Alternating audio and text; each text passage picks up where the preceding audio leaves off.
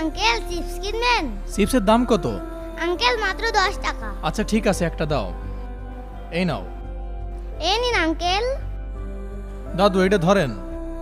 Uncle আরেকটা chips কিনবেন? মামুনি, চিপসটা আমার প্রয়োজন ছিল না, তারপরেও কিনলাম। তবে তোমার যদি টাকার খুব প্রয়োজন হয় তুমি আরো টাকা নাও আমার কাছ থেকে। না আঙ্কেল, আমি মেহনত করে টাকা ইনকাম করতে চাই, আর আল্লাহ ছাড়া কারোর দয়া চাই না।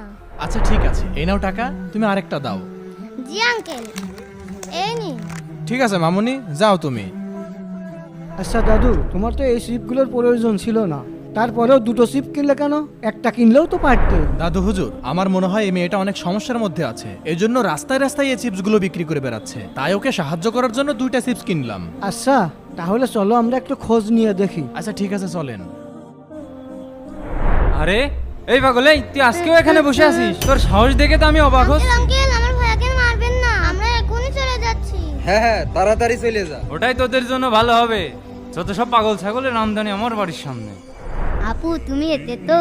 ভাইয়া তুমি এই টাকাগুলো রাখো, আমি এই চিপসগুলো বিক্রি করে আসি। আপু তুমি কি খাবার খাইছো? হ্যাঁ হ্যাঁ খেয়েছি। ভাইয়াকে যে আমি কিভাবে বলবো, আমি তো 1 গ্লাস পানিও খাইনি।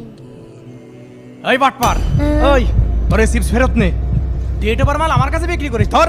না আঙ্কেল, ডেট তো আছে।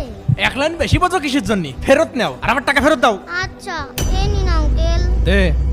এই দাদু চলেন। হ্যাঁ চলো। কি বলে গেল ডেট নাই মানে? একটু চেক করে দেখি তো। এটার তো ডেট আছে। আরে এটারও তো ডেট আছে। দুধ। আরে এর ভিতর কি? এতগুলো টাকা? আলিয়ে টাকা।